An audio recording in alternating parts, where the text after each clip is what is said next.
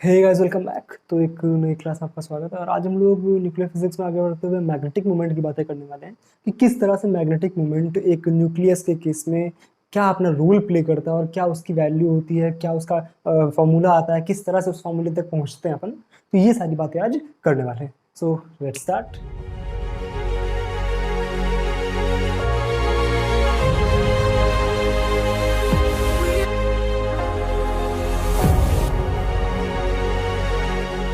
जिस तरह से हम लोगों ने एंगुलर मोमेंटम की बातें करी थी कि न्यूक्लियस के केस में एंगुलर मोमेंटम क्या होता है, उसको समझने से पहले हम लोग एंगुलर मोमेंटम की बहुत एक लंबी चर्चा किए थे। उसी तरह से हम लोग जब न्यूक्लियस के केस में मैग्नेटिक मूवमेंट को समझेंगे उसके उससे पहले मैग्नेटिक मूवमेंट को थोड़ा सा फील कर लेते हैं कि मैग्नेटिक मूवमेंट असल में होता क्या है। तो आपने मैग्नेटिज्म में पहले पढ़ा हुआ होगा या आपने अगर ट्वेल्थ वगैरह में पढ़ा होगा। ट्वेल्थ पास है ना सब लोग।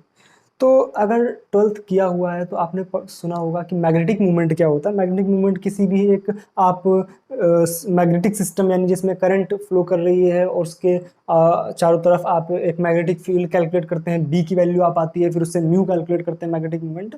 तो आपके पास कुछ एक वैल्यू निकल करके आती है।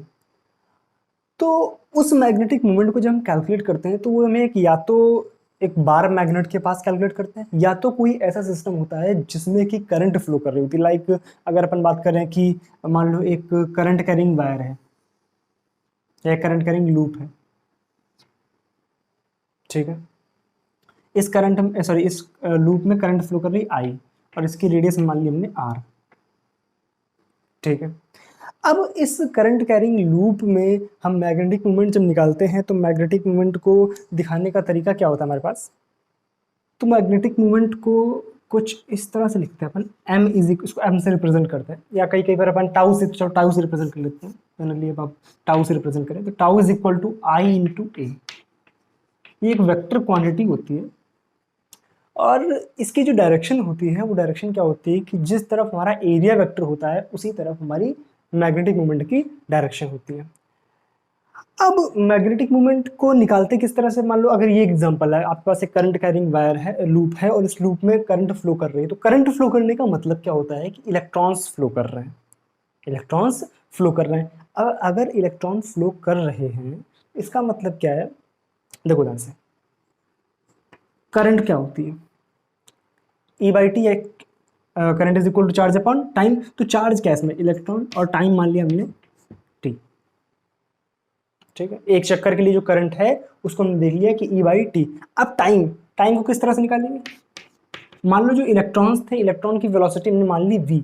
तो टाइम क्या आएगा हमारे पास, देखो ये पूरी की पूरी रेडियस सॉरी जो पेरीमीटर है वो कितना है, 2 pi R by velocity electrons की हमने मान ली v।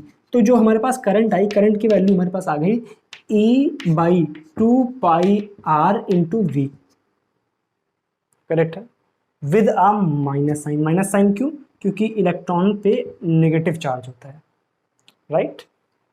इस वैल्यू को उठा के यहाँ रखो तो जो म्यू की वैल्यू आएगी हमारे पास, म्यू की वैल्यू आ जाएगी minus e by 2 pi are into v. ये आ गई आई की वैल्यू इंटू ए। ए क्या है इसका एरिया, इस जो लूप है लूप का एरिया कितना है, पाई आर स्क्वायर, करेक्ट है। कुछ कट रहा है, बिल्कुल कट रहा है। पाई से पाई कट गया, एक आर से एक आर कट गया, ऊपर क्या बचा minus E V r by 2। ये होती है मैग्नेटिक मोमेंट की वैल्यू।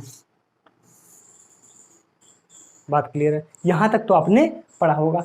अब इसके आगे क्या करते हैं, एक चीज आप जानते हैं, क्या जानते हैं कि जब हम एंगुलर मोमेंटम की बात करते हैं तो एंगुलर मोमेंटम को हम इस तरह से लिखते हैं r cross p. R cross p, और पी क्या होता है, एम इंटू वी। इसको हम सिंपली इस तरह से लिख देते हैं, अगर हम इसका मैग्नीट्यूड लिखें तो एल का मैग्नीट्यूड हो जाता है एम वी आर, करेक्ट है, कोई दिक्कत। तो यहाँ से v इंटू आर की वैल्यू क्या आ जाएगी, l बाई एम, और इस वैल्यू को उठा के यहाँ रखो तो म्यू की वैल्यू कितनी आ जाएगी मेरे पास, माइनस ई वी आर की वैल्यू l बाई 2। ये होती है मैग्नेटिक मोमेंट की value for a current carrying wire, या sorry current carrying loop, conducting loop. तो अब एक बात हमें ये समझ आई कि मैग्नेटिक मोमेंट जो होता है वो क्लासिकल सिस्टम्स में हम किस तरह से निकाले थे कि क्या क्या हमने इसमें प्रोसीजर्स अपनाए हैं और मैग्नेटिक मोमेंट हमारे पास निकल करके कुछ तो आया है। एक चीज़ और ध्यान रखना कि हम लोग जब डाइपोल का केस पढ़ते हैं ना, याद है जब इलेक्ट्रोस्टैटिक्स में हम लोग डाइपोल पढ़ते हैं, डाइपोल के केस में जो काम डाइपोल मोमेंट का होता है वही काम मैग्नेटिक फील्ड में मैग्नेटिक मोमेंट का होता है। वहां पर जो डाइपोल मोमेंट था वो एक पर्टिकुलर क्वांटिटी को दिखा रहा था, उसका कोई एक्चुअल में फिजिकल सिग्निफिकेंस निकल के नहीं आ रहा था। उसी तरह से हमारे जो मैग्नेटिक मोमेंट होता है वो भी उसी तरह का काम करता है। ये एक तरह से बता सकता है कि मैग्नेट की स्ट्रेंथ कितनी है, मैग्नेट की स्ट्रेंथ कितनी, और ये डिपेंड किस पर करता है, ये डिपेंड करता है एंगुलर मोमेंटम पे। सेकेंडली, अगर एक बात यहां से हमें ये भी समझ आ रही है कि अगर मान लो हमारे पास एक चार्ज पार्टिकल है, वो चार्ज पार्टिकल एंगुलर मोमेंटम है उसके पास, यानी वो किसी भी जगह पर घूम रहा है, मतलब अपनी एक्सिस पर भी घूम सकता है या वो कहीं पर रोटेट कर रहा है, तो उसके पास उसके रेस्पेक्टिव एक मैग्नेटिक मोमेंट होगा। बात क्लियर? तो मैग्नेटिक मोमेंट का जो हमारे पास फॉर्मूला आया वो क्या है, mu is equal to -EL/2m। ये हमने एक लूप के लिए निकाला था। ठीक भाई, तो इसे थोड़ी थोड़ी क्लासिकल की भी फील आ रही होगी कि हम जब नॉर्मल इलेक्ट्रोस्टैटिक्स या मैग्नेटिज्म करते हैं तो वहाँ पे किस तरह से चीज़ें अप्रोच करते हैं। अब आते हैं हम अपने एक इलेक्ट्रॉन मॉडल पे, इलेक्ट्रॉन और न्यूक्लियस के पास में। ठीक है, मान लो ये एक न्यूक्लियस था और इसके चारों तरफ इलेक्ट्रॉन चक्कर लगा रहा है। बात क्लियर? मान लिया यहाँ पे एक इलेक्ट्रॉन चक्कर लगा रहा है।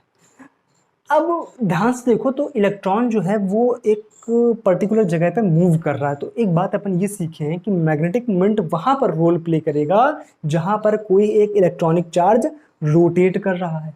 अब यहाँ पे क्या हो रहा है, सिंपल सा, एक जो हमारे पास इलेक्ट्रॉन है वो एक ऑर्बिट में घूम रहा है। अगर इलेक्ट्रॉन ऑर्बिट में घूम रहा है यानी चार्ज मूव कर रहा है, और चार्ज मूव कर रहा है तो करंट है।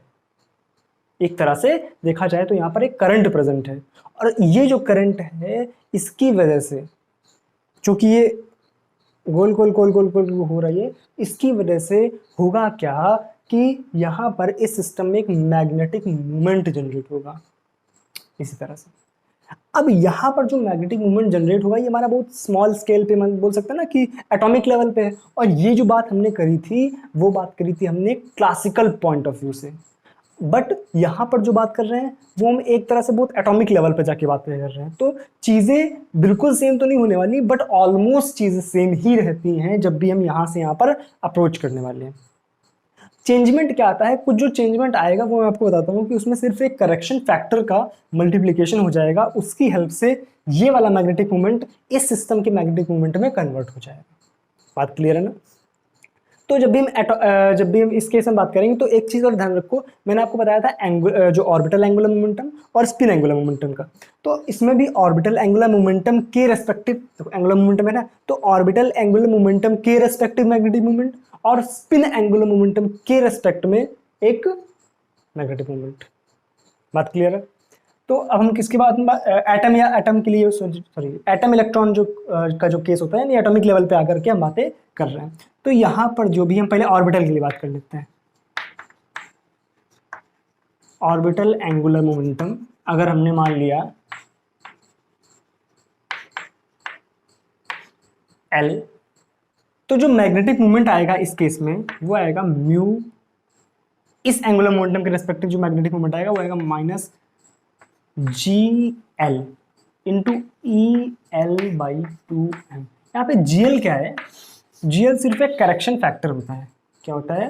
करेक्शन फैक्टर, या G फैक्टर भी इसको बोलते हैं, करेक्शन फैक्टर। बात क्लियर? कोई दिक्कत यहाँ तक? और दूसरी चीज, जो स्पिन एंगुलर मोमेंटम के रेस्पेक्टिव हमारे पास जो मैग्नेटिक मोमेंट आएगा, किसके रेस्पेक्टिव? स्पिन एंगुलर मोमेंटम, उसको अपन मान लेते हैं, इसको L माना था उसको S मान लेते हैं, स्पिन की वजह से S मान लिया। ठीक है, तो उसके रेस्पेक्टिव जो मैग्नेटिक मोमेंट आएगा वो हमारा आ जाएगा -GS, यहाँ पे GS क्या है? Correction factor, GS into ES/2m। बात क्लियर? कोई दिक्कत यहाँ तक? इसको उतारो फटाक से। अब इसके बाद हम करते क्या है कि इन फॉर्मूलों को थोड़ा सा और मॉडिफाई करके हम किस तरह से लिख सकते हैं कि मान लो अगर हम इस फॉर्मूले की बात करें तो यहाँ पर म्यू इज इक्वल टू क्या है? -GL इसमें हम ऊपर नीचे H क्रॉस का मल्टीप्लाई कराते हैं, तो इसको कुछ इस तरह से लिखते हैं E H cross by 2m into L by h cross. Correct है, केवल ऊपर नीचे एच क्रॉस का मल्टीप्लाई कराया है। और ये जो क्वांटिटी होती है E H cross by 2m, इसको एक पर्टिकुलर कांस्टेंट होती है इसकी वैल्यू, और इसकी जो वैल्यू निकल करके आती है, इसकी जो वैल्यू निकल करके आती है उसको बोलते हैं बोर मैग्नेटॉन। क्या बोलते हैं? Bore magneton. उसको म्यू बी से दिखाते हैं। बात clear? Into L by h cross. तो इस फॉर्मूले को हम इस तरह से भी लिख सकते हैं। सिमिलरली इस फॉर्मूले को भी हम चेंज करके लिख सकते हैं। क्या लिख सकते हैं? Mu is equal to minus g s Bohr magneton into s by h cross. सही है। एक चीज और ध्यान रखना कि यहाँ पर जो करेक्शन फैक्टर होते हैं इनकी वैल्यू, जीएल की जो वैल्यू होती है वो होती है 1, और यहाँ पर जनरली जो जीएस की वैल्यू होती है वो होती है हमारी 2। ठीक है, तो ये था हमारा ऑर्बिटल एंगुलर मोमेंटम और spin angular momentum in case of a atom. अब एटम से आगे बढ़ करके हम लोग बात करते हैं न्यूक्लियस की। न्यूक्लियस के केस में किस तरह से हम मैग्नेटिक मोमेंट लिख सकते हैं, थोड़ा सा करेक्शन उसमें और होगा, चेंजमेंट हल्का सा, बस बाकी सब कुछ सेम रहने वाला है। अब अगर अपन न्यूक्लियस के लिए बातें करें तो न्यूक्लियस के लिए किस तरह से बात कर सकते हैं, देखो ध्यान से। फॉर न्यूक्लियस, तो न्यूक्लियस के केस में चेंज क्या होने वाला है, देखो जो म्यू था हमारे पास, म्यू क्या था? Minus E L by 2m। ठीक है, जब एटम के लिए बात करें तो एटम के केस में क्या था, इलेक्ट्रॉन जो था वो चारों तरफ चक्कर लगा रहा था, तो यहाँ पे मास ऑफ इलेक्ट्रॉन आ रहा था। लेकिन जब न्यूक्लियस होगा तो न्यूक्लियस के अंदर ही होता क्या है कि प्रोटॉन और न्यूट्रॉन होते हैं। तो उसमें होता क्या है, उसकी हेल्प से देखो, जब म्यू लिखेंगे तो यहाँ पर मास पे फर्क पड़ेगा। तो जब म्यू लिखेंगे तो म्यू की वैल्यू कितनी होगी? Minus E L by 2m mass of proton मान लो, या वो दोनों बराबर होते हैं, मास ऑफ प्रोटॉन और मास ऑफ न्यूट्रॉन। यहाँ तक बात क्लियर। लेकिन जब हम प्रोटॉन के लिए पर्टिकुलरली बात करते हैं, फॉर इसको आप सिंपल m लें दोगे, ठीक है ना, मास चेंज कर देंगे, मास ऑफ न्यूक्लियन को लिख लो, ठीक है, मास ऑफ न्यूक्लियंस। ठीक है, तो जब भी हम प्रोटॉन के लिए बात करेंगे तो प्रोटॉन के लिए किस तरह से लिखेंगे? म्यू इज इक्वल टू, जो एक्चुअल फॉर्मूला आया था वो हमारे पास क्या है, जो बोर मैग्नेटॉन के फॉर्म में आया वो आया हमारे पास माइनस ई, सॉरी माइनस जी, यहाँ जी तो लगाया ही नहीं, ठीक है ना, माइनस जी एल। ठीक है ना, सिर्फ इसको जी लिखते हैं, करेक्शन फैक्टर किसी भी चेंज में क्या क्या कुछ लिख सकते हैं अलग अलग। ठीक है, तो माइनस जी एल लगा लेते हैं न्यूक्लियन के केस में, माइनस जी एन इंटू क्या था हमारे पास, म्यू जो हमारा था bore magneton into L by h cross, ये फॉर्मूला आ रहा था। करेक्ट है। तो हम करेंगे क्या कि जब भी हम न्यूक्लियस के लिए बात करेंगे तो न्यूक्लियस में हम कंसीडर क्या करेंगे, स्पिन एंगुलर मोमेंटम के लिए ये चीज़ हम निकालते हैं। किसके लिए? स्पिन एंगुलर मोमेंटम के लिए। ठीक है, वो सारी अपनी एक्सिस पर जब घूम रहे होते हैं तो उनकी एक तरह से कंसीडर करते हैं, एक्चुअल में तो नहीं होता है। तो स्पिन एंगुलर मोमेंटम के लिए ये काम हम करते हैं। अब देखो ध्यान से, जब पर्टिकुलरली हम प्रोटॉन के लिए बात करेंगे तो प्रोटॉन के लिए हम किस तरह से लिखेंगे इस फॉर्मूले को कि माइनस जी, ठीक है, mu into s by h cross. Correct है। और एक काम करो, यहाँ पर आप म्यू एन रखो क्योंकि न्यूक्लियन के लिए बात कर रहे हैं, तो म्यू एन कर लो। करेक्ट है। अब देखो, जब भी हम स्पिन की बात करते हैं तो स्पिन हम लोगों ने निकाला था कि कल हम लोगों ने जो बात करी थी एंगुलर मोमेंटम में, कि जो स्पिन आती है वो हमारी क्या होती है, plus minus h cross by 2। याद है, दो तरह की, एक इस तरह की स्पिन आई थी जिसका जो जेड कंपोनेंट था, याद है ना, जेड कंपोनेंट हमारा क्या था, इधर था प्लस एच क्रॉस बाई 2 और इधर था माइनस एच क्रॉस बाई 2। पन्ना पलट के देखो, यही किया था। स्पिन की वैल्यू क्या रखी, plus minus h cross by 2। तो एक काम करो, ये माइनस हटा दो, माइनस क्यों, पॉजिटिव इसके लिए बात कर रहे हैं, इलेक्ट्रॉन नहीं, यहाँ पर प्लस चार्ज होगा। ठीक है ना, इस वजह से ये माइनस नहीं आएगा इसमें। बात क्लियर, माइनस को हटा दें क्योंकि पॉजिटिव चार्ज होता है। ठीक, तो जब भी हम रखेंगे स्पिन की वैल्यू तो आ जाएगा प्लस माइनस आगे लगा लो, g mu n into s की वैल्यू कितनी, plus minus h cross by 2 into h cross cut गया, क्या आ गया, plus minus g mu n by 2। अब देखो, जो जी की वैल्यू होती है वो प्रोटॉन के केस में अलग होगी और न्यूट्रॉन के केस में अलग होगी। तो अगर न्यूट्रॉन के लिए बात करें, न्यूट्रॉन के लिए भी जो फॉर्मूला आएगा वो बिल्कुल सेम आएगा। क्या आएगा, प्लस माइनस जी इसमें कर लेते हैं प्रोटॉन और इसमें कर लेते हैं न्यूट्रॉन, ठीक है, μn/2, सही है।